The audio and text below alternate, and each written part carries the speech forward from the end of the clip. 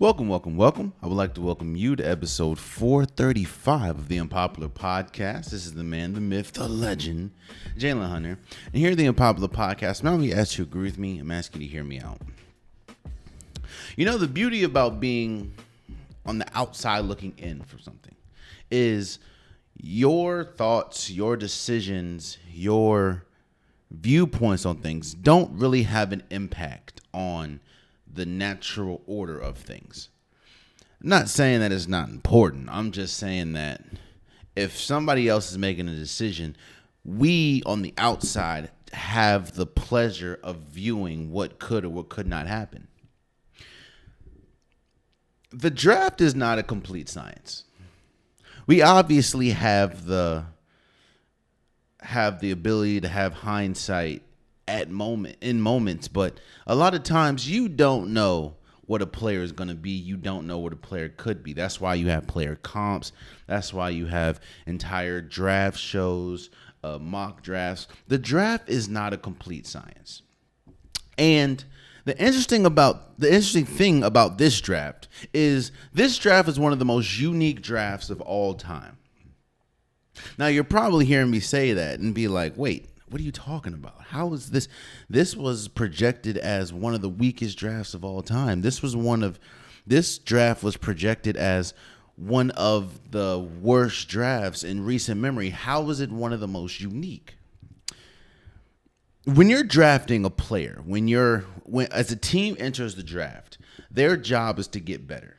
Their job is to look at the pool of players, whether that's college, whether that's high school, whether that's overseas. And their main goal is to be better. Their main goal is to leave draft night or leave the draft as a whole as a better team. And I will agree with everyone when they say that I don't see a star in this draft. Now, I will remind everyone that nobody thought Giannis was going to be a star when he was drafted. Nobody thought that Nikola Jokic was going to be a star when he was drafted. Nobody thought that, let's say, Kawhi Leonard would be who he became when he was drafted. So that's why I said that the draft is very interesting, and the draft is not a complete science. But the reason why I said that this draft was the most unique is because this was a deep draft when we're talking about role players, when we're talking about players that can help. Again, I don't think that there's really any stars in this draft. I don't think that we're going to look up obviously, there's no Wembys in this draft. There's no Luka Doncic in this draft. I say obviously because that's what it looks like. Obviously, there could definitely be a player that can rise from the ranks and be like, yo, he's one of the best. But again, even in the drafting process, you're not able to see in the future. But this draft had so many players that, while won't be a star, probably won't be the best player on their team, this draft had so many players that can be impactful day one. Again, maybe not the best player on the team, but can be a solid role player. And we really had to see, it's very easy to pick a star at times. Like if you see a star and they're going to be a star, it's very easy when you're evaluating drafts or players, when you're doing drafts. It's very easy to pick a star. It's very easy to look and say, you know what, that Victor Wembanyama kid, we're going to draft him. Or, you know what, that Blake Griffin out of Oklahoma, he's a little different than everybody else. Let's draft him. Or, that kid from Texas, that Kevin Durant kid, he's pretty good. Let's go get him. It's very easy to do that. But it's very difficult to have to build a team around players that aren't really popping out the screen like, oh, it's very hard to have a draft full of role players. Now, yes, if you go into the draft wanting stars, if you go into a draft wanting generational talents, this might not be the draft.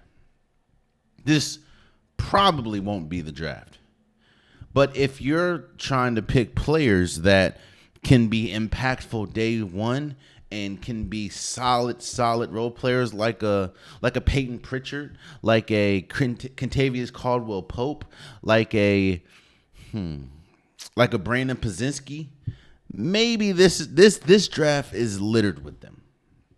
And obviously, I'm going to talk about Bronny and LeBron James shortly, but let me give credence and let me give credit to some of the other picks. And let's start with Zachary Riz.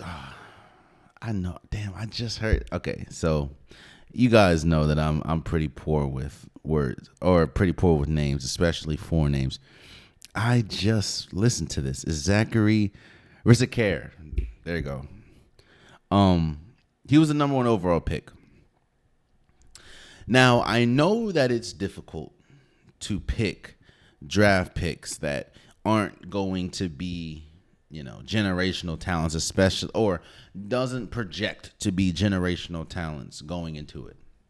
And as a Wizards fan, I can't be more happy that Zachary went number 1 and Alex Sarr, who a lot of people had as probably the best player in this draft, went number 2 to eventually my Washington Wizards. But I have to look at the I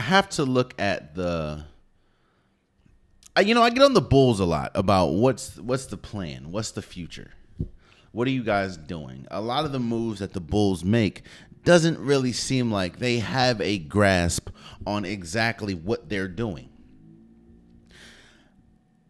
No offense to Zach, no offense to anybody that's getting drafted or that got drafted. Congratulations to you guys. No offense to anyone that didn't get drafted and signing 10-day contracts or 10-day or summer camp contracts. You guys obviously deserve to partake in the summer league, and hopefully you guys can get a contract.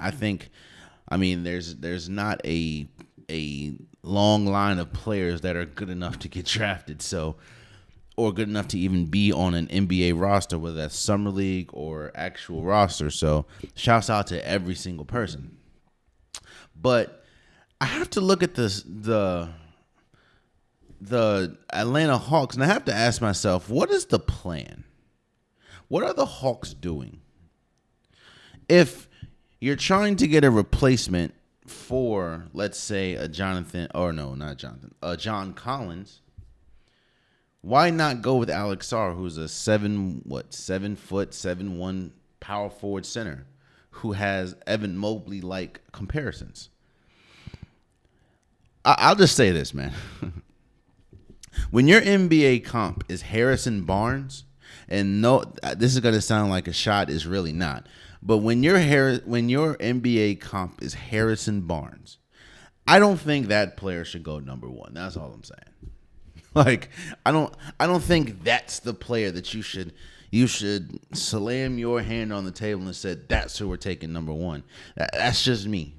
And I don't know what the Atlanta Hawks were listening to, because almost every single person that I heard do mock drafts, talk about the drafts, talk about, who should go atop or leaderboards in the draft. While Zach Rizicare, and if I said your name wrong, bro, I apologize, but he was always at number 1, but it wasn't because like he was the best player. It was because I guess they had a tip that he was going number 1. I don't know, man. I just think, especially in a draft like this, I can obviously be wrong.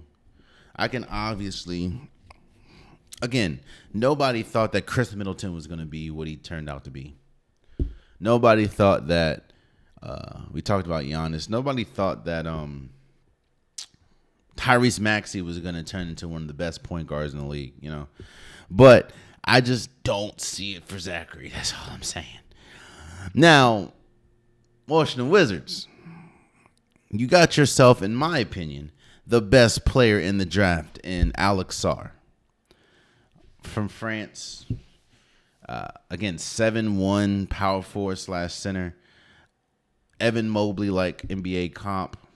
He does struggle offensively, but this is where development comes in. This is another thing about this draft that I think is going to be underrated. You're about to put your developmental teams, all these NBA teams are about to put their developmental department to work. And I think that is the beauty of this draft. A lot of people, it's very rare that you're going to get a player that is NBA ready out the gate. And usually if you're going to get a player that's NBA ready out the gate, they're going atop of the draft or they're quote unquote generational players. Like LeBron James was NBA ready out the gate. There's no surprise that he is widely considered one of the greatest, if not the greatest basketball player of all time. That a lot of players in that 2003 draft were right out the gate. LeBron James, Dwayne Wade, Chris Bosh, Carmelo Anthony, all those players you can consider generational players. Now, yes, obviously LeBron James is the best out of all that, but yeah. But there were some really good picks, man. Like, now you get, let's see, Reed Shepherd goes 3 to the Rockets. I thought that was really good, even though I still, for the life of me, cannot understand why John Calipari had both Reed Shepherd and Rob Dilligan going, coming off the bench. That didn't make no sense to me. But hey, I was a little confused about Donovan Clingan out of UConn going to Portland, especially when you have DeAndre Ayton at the guard position. I mean, at the center position. But I'm not mad at it. There aren't really there weren't any draft picks I was like, yo, why did it happen? I think Jared McCain going to Philadelphia was pretty good for them. He is a point guard that can go crazy from 3. And you play him alongside or behind Tyrese Maxey. That's great. I think probably the steal of the draft, and this is kind of where I want to transition just a little bit. Again, everyone that got drafted deserved to be drafted. Shouts out to you guys. Shouts out to the Minnesota Timberwolves. They had a really good draft. They were able to trade with the Spurs to get Rob Dillingham, and they got Terrence Sharon. Oh, that's another thing. Side note, shouts out to Terrence Sharon. I know a lot of people were killing him because of the whole rape allegation. And there were a lot of people that obviously it came back that, let's say the court said that it didn't happen. They said there was no evidence, or the evidence pretty much showed that Terrence Shannon Jr. did not do it. And I saw a lot of people was like, well, forget what the court said. That's, he's still guilty. That's kind of why it's so. I'm about to go down I don't want to go down this road, but I'm about to. And I'm going to get back. I'm sorry, but let me first say the accusation of domestic violence, the accusation of sexual violence, the accusation of one person physically accosting or sexually accosting another person is extremely serious. And we're starting to see a trend, and we're not starting. There are times where there are people that are accused of things that did not do it, and the court of public opinion never, ever forgives them. Even if it came back that they didn't do it. Now, the thing that I am so happy about is for Terrence Shannon Jr. is that it did not ruin his chance, or it didn't ruin his career. Because we've seen a bunch of players that has been accused of something that have come out, that it never happened, but their life completely changed. Whether homie, I forgot his name, but homie from Baylor, the football player, who he was touted as a highly recruited player, and he was going to be a or he was projected to be an incredible football player. He got accused of, I think, sexual assault by a young lady. The court proceedings took a while, but it turns out that it never happened. And with the time that it took, he never got a football career. And that's just one of many people. I'm not saying don't believe victims. I'm not saying don't believe people. What I'm saying is, if this didn't happen, if what's being accused didn't happen, I would hope that somebody's career is not drastically, or someone's life is not drastically changed or drastically turned to the negative because of these allegations, and what we've seen time and time again, that it is. Now, for the people that are saying, well, it's crazy that, you trust the courts in some instance and you don't trust them in others. Is that fair to somebody? No, it's not. I'm just happy that Terrence Shannon got an opportunity to live out his dream after being falsely accused, because you don't see that a lot at all, actually. In fact, most of the time you get accused of something that heinous, your life is forever changed. You want a perfect example before I go on? Kobe Bryant. Kobe Bryant got accused of something, and it followed him till his grave, unfortunately. Yes, you have a pocket of people that always, Kobe Bryant was one of the greatest, if not the greatest of all time. Kobe Bryant is their best player. Of course, you have that. But then you also have those people that, hey, remember what he was accused of? I'm not going to say exactly what he was accused of here, but you always have that. They always have people that will never let you forget what he was accused and acquitted of. So shouts out to Terrence Shannon for being able to live out his dream, hopefully, after being falsely accused of something heinous, which you usually don't see. Let's get back. I was talking about the steal of the draft, the pick of the draft. Analytics has taken over sports. You see it in every single aspect of sports, whether that's football, whether that's basketball, whether that's hockey, whether that's baseball. Analytics has taken over the way that we view sports and the way that these teams approach sports. And outside of analytics and in conjunction with analytics, there are some times when the normal does not or the norm doesn't always have to be, let's say, you don't always have to do what's normal. I understand that when you're drafting players, usually you want the youngest, best players so you can have them for a while. It's very rare that you're going to get an older player in the draft, one, and it's very rare that the older players are the better players, especially in the draft. Now, when we get to the NBA, that's different, but in the draft, you usually go for young talent.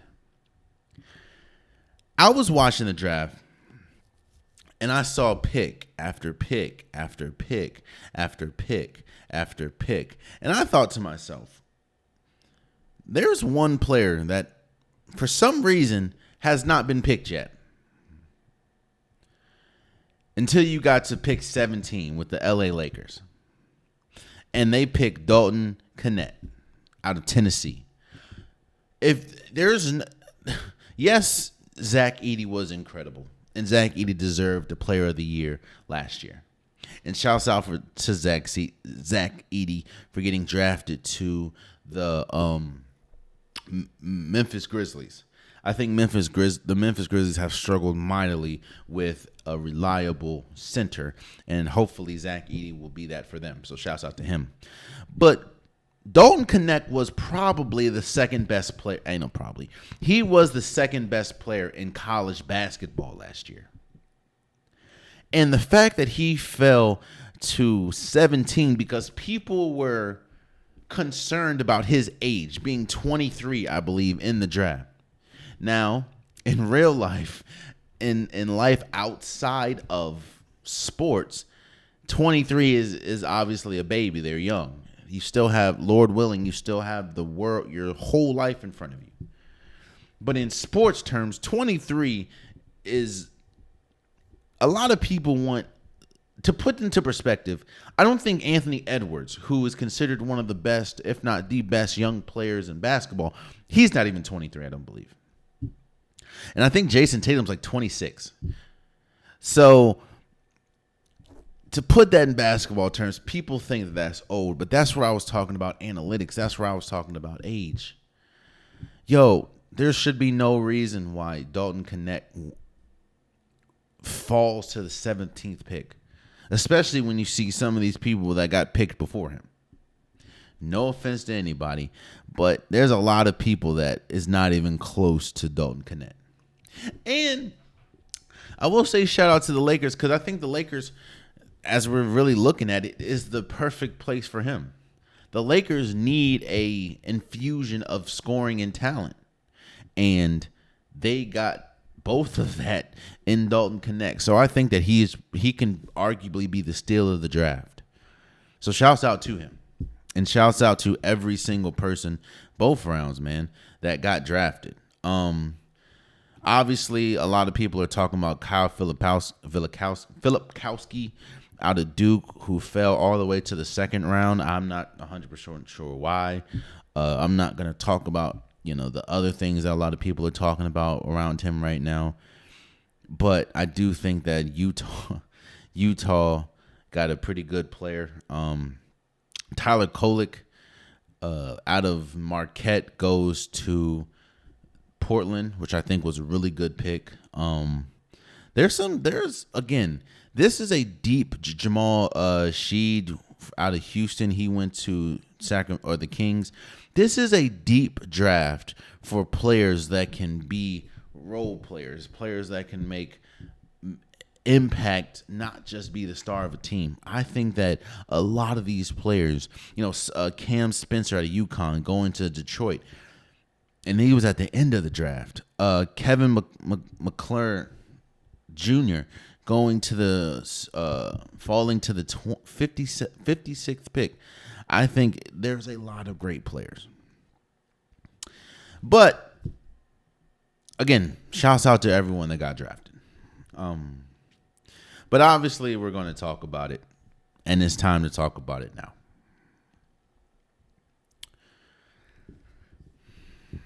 I don't think, does people understand the word that you're hearing now?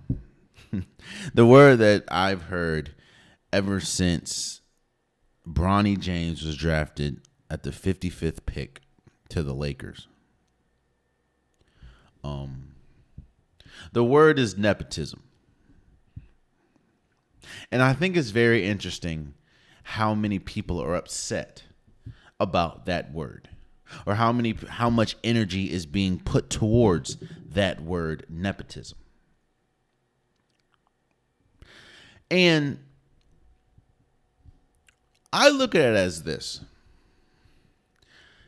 Do you not understand how nepotism shapes the workforce? Do you not understand that nepotism is seen in every single facet of life?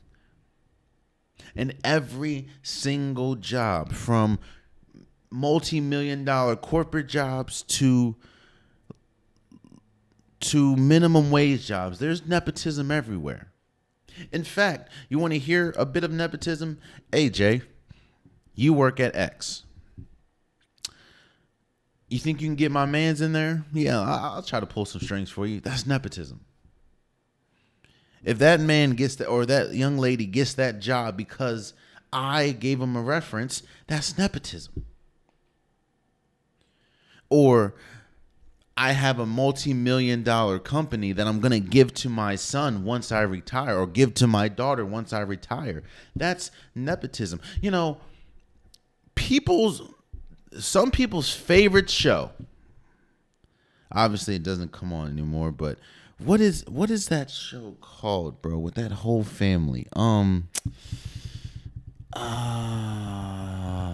It was about Fox. Dang, I totally forgot what the show's called. It's gonna come to me. It's not Suits. It's not. Is it Billions? It's not Billions. I forgot what it is. But some people, there's that. Nepotism is found everywhere. And for the people that's upset, for the people that are hating on Bronny getting drafted to the Lakers, my thing is, why do you care? And on top of that, I look at the people under him, which again, he was drafted 1, 2, 3, 4th pick from last. Who do you think would have helped? Like, look, man. People forget Bronny James like almost died. So the fact that his life was almost over, and we look up today and now he's drafted, I think that should be the story more than anything. Or the fact of LeBron James and Bronny James is the first father-son duo to play in the NBA together in NBA history. Hell, we see nepotism all throughout the league. Steph Curry, Andrew Wiggins, Kobe Bryant, Kevin Love. That's just to name a few. Seth Curry, Klay Thompson. What's an Al Horford? Look, man, I couldn't be more happy for Bronny James. I may feel that it would benefit him to go back to college for a year or two. Obviously, people are saying that it might set a bad precedent, seeing as a player that I think averaged like 5 points in college got drafted. But he got drafted. Like, I don't know what I can tell you, brother or sister. I'm happy for him. I'm happy for the James family. I'm happy for the Lakers being able to make history happen. And another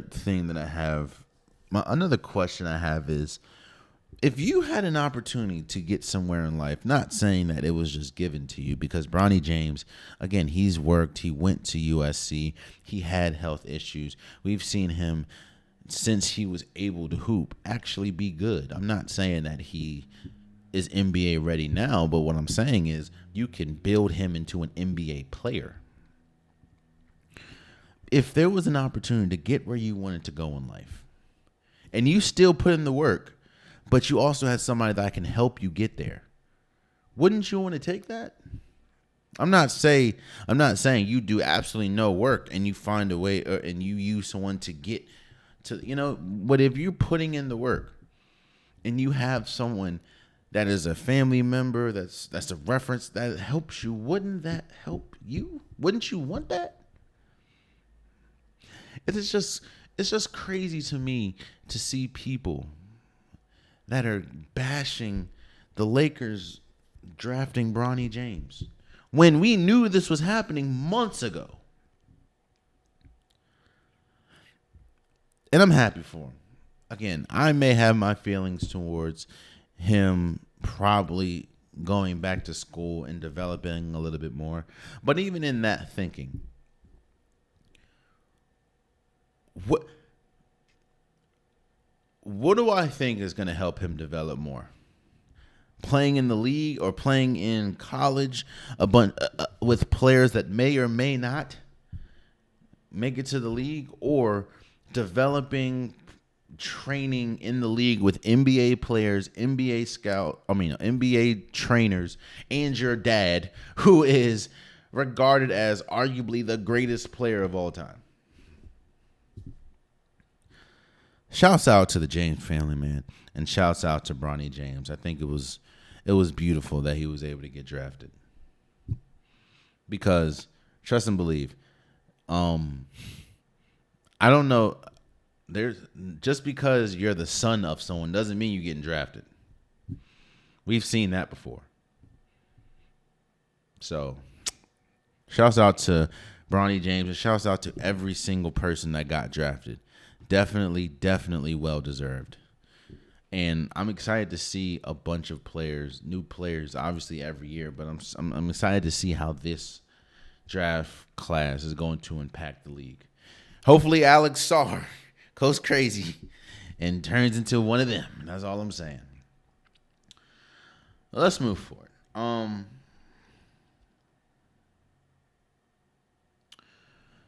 It's hard to do something for the first time. It's hard to accomplish something that you've never accomplished. Because you don't really have a game plan. You don't really have a map that you can create on how to do it. You just have to figure it out. And one thing that we know about anything in life is somebody can give you the map to do something, but it's not going to go exactly how it's supposed to go.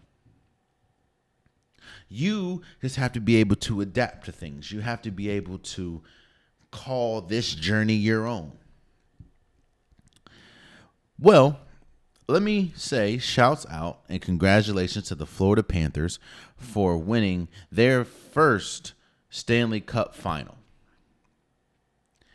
Beating the Edmonton Oilers in 7 games. The reason why I started this segment with that is because I'm almost sure that when the Florida Panthers started this series with the Edmonton Oilers, they probably didn't think that it was going to be as challenging as it was. They probably didn't think that after being up 3-0 that they would find themselves in a Stanley Cup final Game 7 just a week later. That's the beauty of sports, and that's the beauty of first times. No one could have projected this. That was the third time in NHL history that a team in the Stanley Cup Finals, that is the Edmonton Oilers, came back from a 3-0 deficit to force a Game 7. If they would have won, it would have been the second team ever to win. I think the first one was the 40s.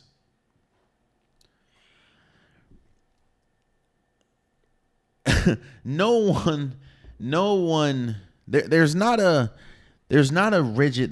road that you go and say, hey, if you go this road, everything is going to work the way that it's supposed to work, the way that it's worked before. I mean, when you look at this series, Matthew Tkachuk wasn't the best. Sergei Bobrovsky wasn't the best, even though he was incredible the first 3 games. Alexei Barkov wasn't the best. It was a team effort. And even in that, it still was pushed to 7 games. In that, the whole, journey and everything, I think you have to understand what the Stanley Cup final showed you was the power of momentum.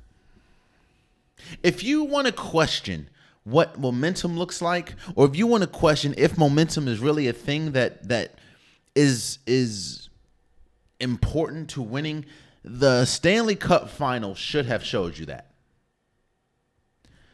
When a team has momentum, it is hard to overcome, and it is hard to snatch the momentum. That's why I'm giving all the shouts out to Edmonton, I know I picked Edmonton in 6, but not many people picked Edmonton to win this series. This series also should have showed you that even if you have the best players, which that should be a big advantage, and that's actually the main reason why I picked Edmonton, but having the best players doesn't always mean that you have the advantage. In fact, this series should have showed you a lot. One, it should have showed you the power of perseverance, because let me tell you something. If I'm winning 3-0 and then I look up and if I'm winning the series 3-0 and I look up and we're about to go to a game 7, do you know how rattled I probably would be knowing myself? Like, hold on. Hold up. We were a game away from hoisting the Stanley Cup, and now we have to go to a do or die game 7. So perseverance is a thing. Shouts out to Florida for doing that. This series should have showed you that momentum is a real thing. And momentum isn't just a game, like one game. Momentum is, okay, the Oilers are hot right now. We're down 3-0. We have nothing to lose. They start firing on all cylinders. Their momentum was so strong, it had people thinking that Sergei Bobrovsky, who is one of the best goalies in hockey, he was injured. They were like, is he injured? Because he was just, the Oilers were just scoring at will. 5 goals, 8 goals. Like, hold up. Hold up. Something's not something, right? But that's momentum. Edmonton had momentum, and they rode it to game 7. It also should show you, this series also should have showed you, if you are, especially if you're the better team or you're projected to be the better team, if you stick to what got you there, 9 times out of 10 is going to carry you to success.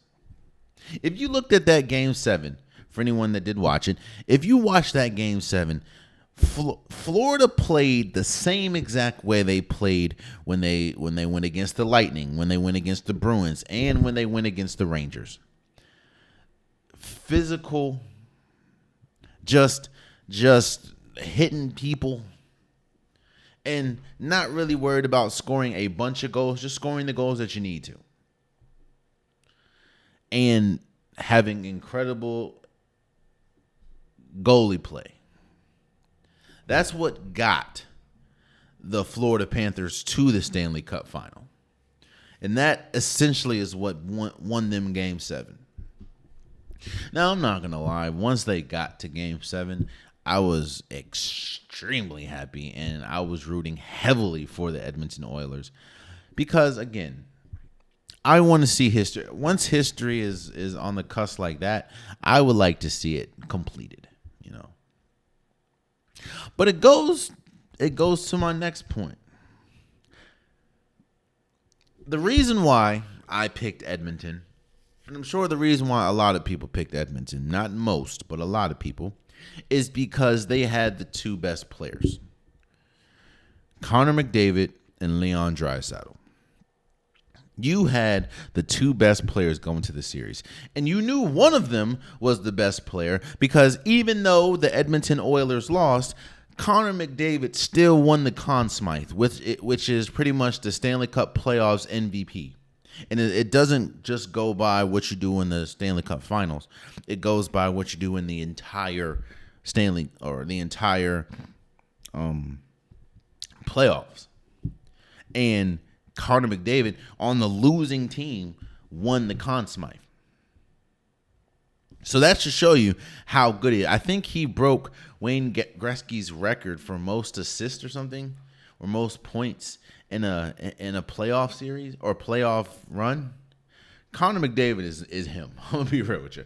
Like, I know they were gonna look and say, well, he didn't win the world or the Stanley Cup. Yeah, but they just don't regularly give the Conn Smythe to the losing player.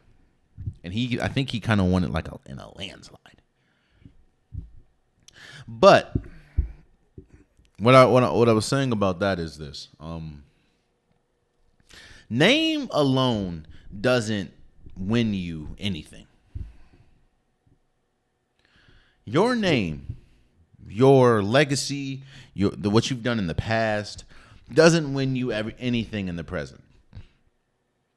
I think that's why a lot of people sort of clown for a little bit Klay Thompson when every single time he's met with adversity, or every single time he was met with adversity, or somebody talking trash to him, or just him not being the best this season, you always saw him goes to the 4 rings. This is like, yeah, you won 4 rings. Shouts out to you. No one's taking away what you've done for those 4 rings. But what are those 4 rings doing to you right now? What do those 4 rings get you right now? The past is never going to win you the present. It can show you how to win in the present, but the past is never going to win you in the present. Your name alone isn't going to win you anything. I say all that to say, the reason why I picked Edmonton to beat the Florida Panthers is because they had the 2 best players. Well, in that, your 2 best players have to play like your 2 best players. Now, no, I'm not putting this loss, the entire loss, on the play of Connor McDavid and Leon Draisaitl. And I'm mainly focusing on Leon Draisaitl, and I'm not putting the entire loss on him. But Connor McDavid did everything that he could, even with the NHL's number 1 defensive team, which is the Florida Panthers, honing in on Connor McDavid every single game. Connor McDavid still had assists. He still played pretty well. There were games where he could have played better, especially when Edmonton saw themselves go down 3-0 in the series. But you saw Connor McDavid kind of flip it and flip it on, and he just went crazy until the last game. But Leon Draisaitl did not show up at all in this series. Now, I think it came out that he had a broken hand. And in that sense, I understand.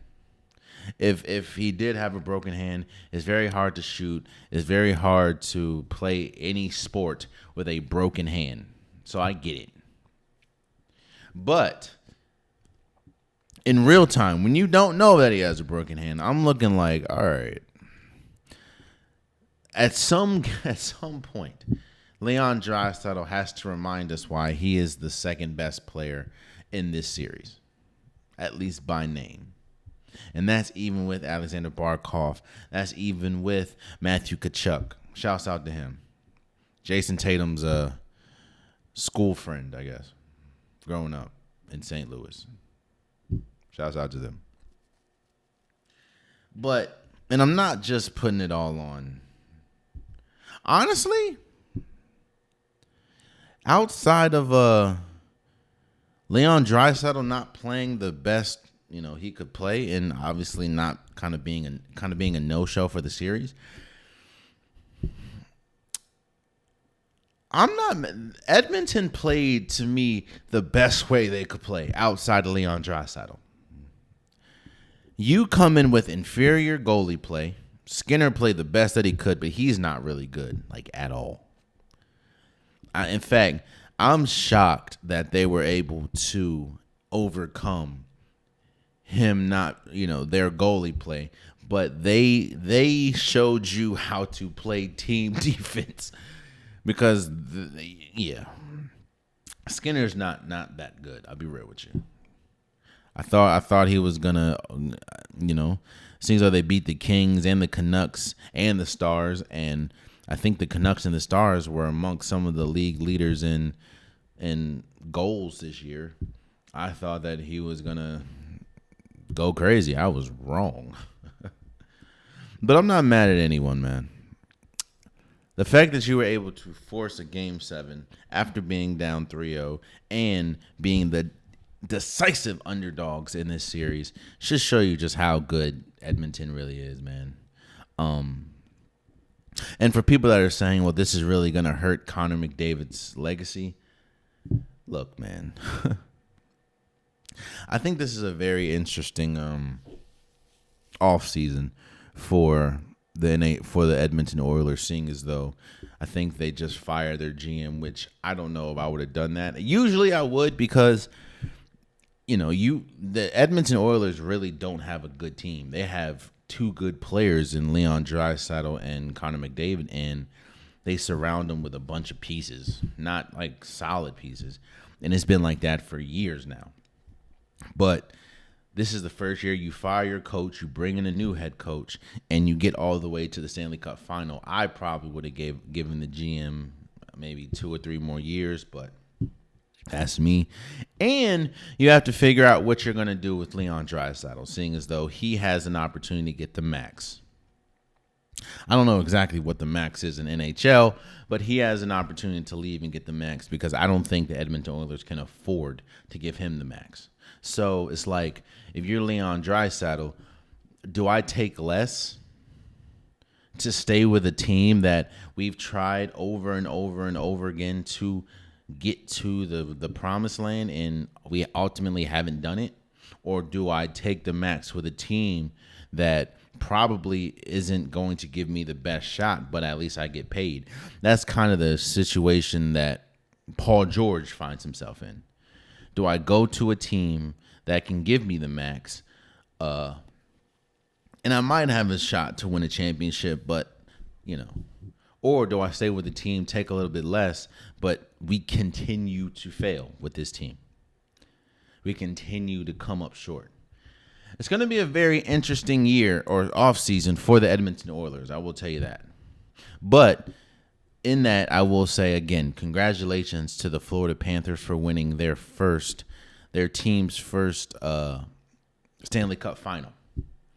And they were incredible, man. Shouts out to all of them. And let me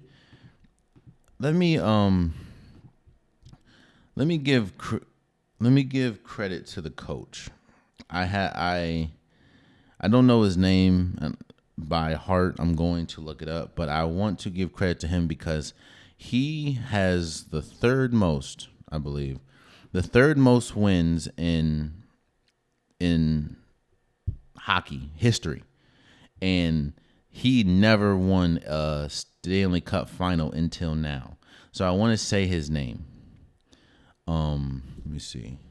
Florida Panthers head coach. Please bear with me. I appreciate you guys. Paul Maurice. I want to shout out to you, man. I want to give a personal shout out to you. He, I think, has the third most wins in NHL history for a coach. And he never won a Stanley Cup final until now. So a lot of winning for nothing until now. So I want to say shouts out to you, Paul Maurice, for finally getting over the hump and winning your he's from Hartford? Oh no, he coached the Hartford Whalers. I'm about to say, hold on now.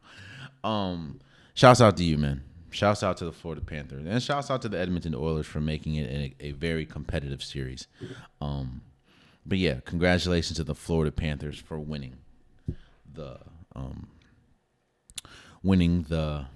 Stanley Cup final. Lastly, before we go, I want to give a shout out and talk a little bit about the WNBA. Obviously, we know who we know who a lot of new fans talk about when we talk about the WNBA. We know who a lot of media outlets are going to promote when talking about the WNBA. And rightfully so. No offense to her. She's incredible. But what I think is being lost, and what I think that a lot of publications are not doing, is giving justice to other people that probably deserve it.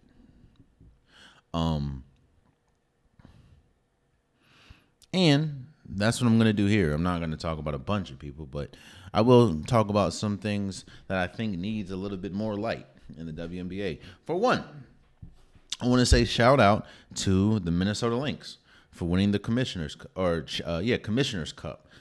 For people that say that, the WNBA is trash, nobody really watches the WNBA, nobody cares about the WNBA. Well, I will say, for the people that say nobody cares about the NBA or WNBA, do you realize a lot of the WNBA practices are taken and used for different leagues? Like the in-season tournament for the NBA is a direct copy of what the Commissioner's Cup is for the WNBA.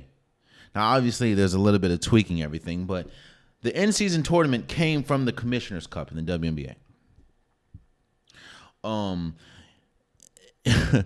If you're talking about, let's see, if you're talking about, I think the WNBA were the first league, or they were the first ones to really implement. How do I say this?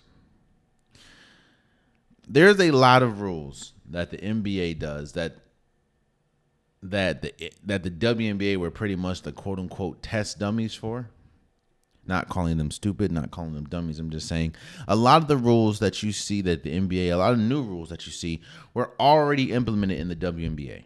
They're just seeing if it works or not. So a lot of things that we see go on in sports happens because the WNBA. I will just say that. But again, going back, congratulations to the Minnesota Lynx for winning the Commissioner's Cup. Nafisa Collier is probably, if it wasn't for A'ja Wilson, who we're going to talk about in a second, Nafisa Collier would probably be the MVP of the league. She's having one of her best seasons, and historically one of the best seasons from an individual in WNBA history. Again, if it wasn't for somebody else that's having an even greater season, it'd probably be Nafisa Collier, who led, again, the Minnesota Lynx, not only to one of the better records in the WNBA, or the W, but led their team to the in-season tournament pretty much, which is the Commissioner's Cup. So shouts out to the Minnesota Lynx.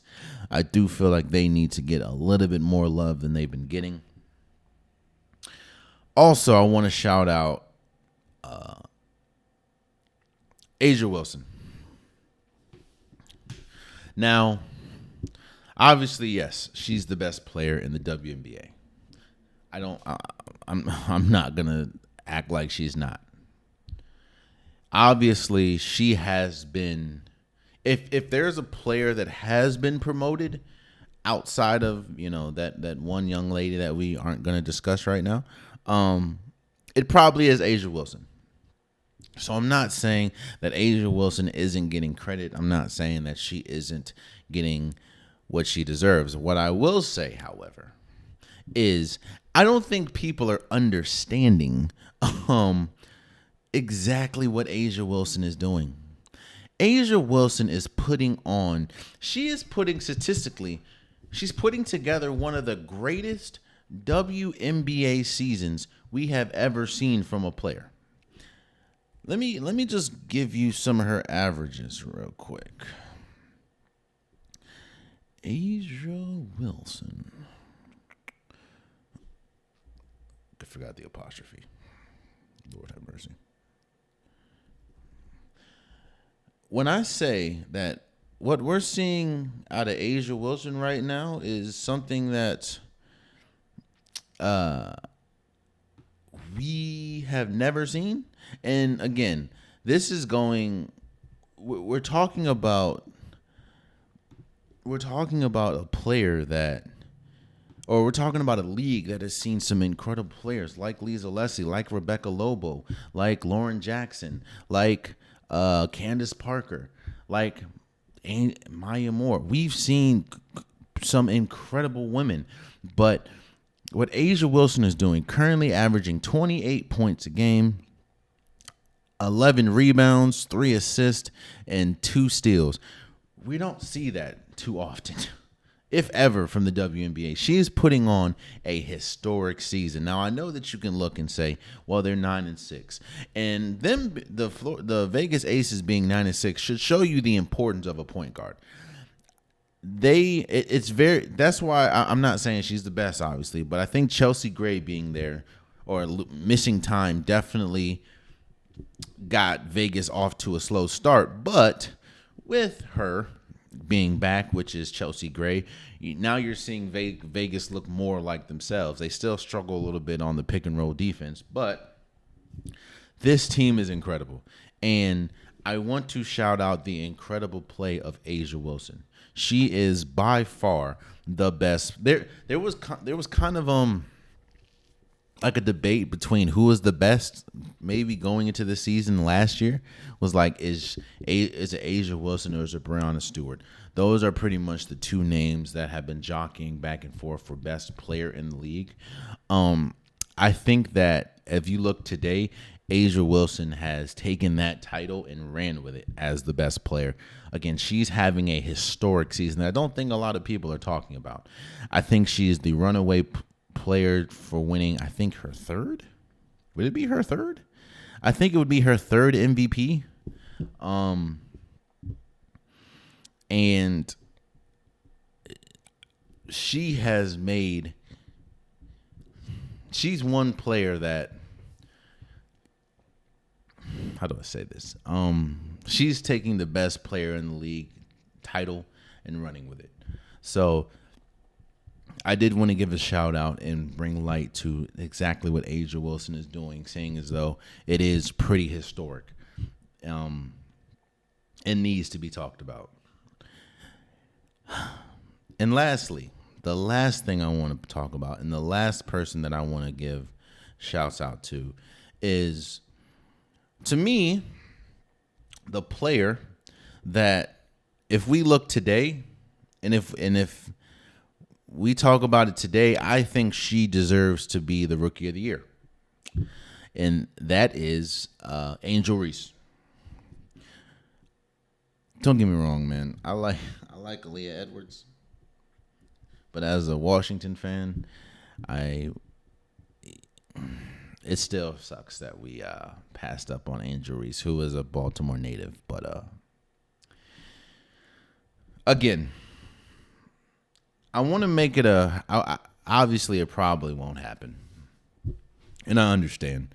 I understand marketing. I understand the things that organizations have to do to promote things, and I get it. And rightfully so. I'll say it. Rightfully so. Caitlin Clark has had an incredible rookie year. She's had a historic rookie year in and of itself, and I will give her a shout out for that. But in no way, shape, or form do I think that Caitlin Clark has had a better rookie year so far than Angel Reese. I mean, as we speak, I think they play tonight. I could be wrong. No. So as we speak, Angel Reese has 9 consecutive double-doubles, which is the most by a rookie in WNBA history, or tied with the most in WNBA history. She is averaging pretty much 14 points a game, 11 rebounds, 2 steals, and 2 assists. Those are veteran numbers, and those are incredible numbers. Now, I know that the Sky are 6-10, but they are full of young players. But Angel Reese, in my opinion, I know Caitlin Clark gets all the love, gets all the praise, gets all the attention. I think that Angel Reese not only has been the best player of this draft or of this rookie class, but I think that she should be the Rookie of the Year by far. And she just had a game against the Vegas Aces. They lost, but she had 18 and 11. against the Indiana Fever, she had 25 and 16. Like, she going crazy, bro. Oh, man. She's been incredible. This season has been incredible. Oh, for people that don't agree with me about Nafisa Collier, give me a second. Nafisa Collier she's averaging 21.4 points a game, 10.4 rebounds, 4 assists pretty much, and 2 steals. This is the woman that if it wasn't for A'ja Wilson, Nafisa Collier would probably be my front runner for MVP. And they're 13-4. So again, I just feel and I hope that moving forward, a lot of these women get the credit, get the acknowledgement that they deserve. And I just wish that it wouldn't be off the back of somebody else. Don't get me wrong. I'm not one of those people that say, "Oh, Caitlin Clark, she shouldn't get the love that she gets. She shouldn't get the recognition." I think recognition for Caitlin Clark also brings eyes and brings recognition to the league. And a lot of the changes that obviously Caitlin Clark her presence has spurred definitely affects and helps other people and helps the league in general. So for that, I respect it. And I'm not mad for the amount of coverage she gets. I think that is rightfully deserved, seeing as though what she's done in the WNBA so far and what she did at Iowa. I'm not saying that we shouldn't talk about her, and I'm also not saying that her presence shouldn't be a thing. But what I am saying is I hope that we get to a point where we start regularly acknowledging other people in their feats just as much as as we do Caitlin Clark. Not saying we should do her less and people more. No, I'm just saying I just hope that the incredibly talented other women in the league, get the same amount of coverage, if not more, than Caitlin Clark, because they deserve it. Again, Angel Reese, in my opinion, is the rookie of the year, and I think that she's still second in vote, second as far as the odds to win it. I looked it up. Sports media talks about Caitlin Clark more than they talk about A'ja Wilson. Again, this is no shot about Caitlin Clark. This is more a shot of let's be media outlets and tell people what they should hear, not just what would get clicks. You know what I mean? A'ja Wilson, Nafisa Collier, those are the two best players in the league right now. So, and lastly, get well soon, Cameron Brink. She tore her ACL probably last week or maybe this week. And it was obviously confirmed the next day that she tore her ACL. It's going to be a long recovery, meaning she's not going to be in the Olympic 3-on-3 anymore. And it also looking like Ryan Howard may not be in the 3-on-3 as well. I think that's still pending, but I know for sure Cameron Brink isn't going to be in it because they replaced her with Derica Hamby, which she's been incredible as well, no offense. But I just wish for a speedy recovery, and I hope that she is able to stay strong and get back to and even better than she was. So, yeah, man, there you have it. That's been today's episode of the Unpopular Podcast. I truly, truly appreciate you guys. If you want an Unpopular Podcast shirt, hoodie, sweater, long sleeve, or joggers, the link is in the description below. I have multiple different colors, multiple different designs. Get your Unpopular Podcast merch today. Also, please subscribe to the YouTube channel. I'm trying to get as many subscribers as possible, and I appreciate all of you guys. If you like the content, tell a friend to tell a friend to tell a friend to subscribe, and it definitely means a lot. Also, I understand that there are some people that only watch on YouTube. There's some people that only listen on the DSPs, whether that's Apple Podcasts, Spotify, SoundCloud, Pandora, wherever you get your DSPs. I'm probably there, or wherever you're listening to me. Please subscribe. Please follow. It definitely means a lot. No platform is better than the other, in my opinion. I love all my supporters. I appreciate all you guys. So if you are listening on the DS, please subscribe. It means so much to me. Also, follow the socials. Follow Instagram. Follow TikTok. I post there pretty much daily. That's where we can go back and forth. We can debate. That's probably the quickest way to get to me. If you keep it respectful, I don't mind responding. If you tell me how much you hate my take, but it's in a respectful way, I don't mind responding. I don't mind going back and forth. It just means that not only are you listening to me, which I appreciate, but you care about whatever topic that's being discussed. So definitely comment, respond, reshare, repost. It definitely means a lot. A lot of the reels, a lot of the story or shorts that you see on YouTube that are a minute, they're longer. If you want to see the entire reel or the entire short, go to Instagram, go to TikTok. That's where you'll see the whole thing. And yeah, that's probably the quickest way to get to me. So I appreciate all of you guys, and it definitely means a lot to me. And until next time, much love.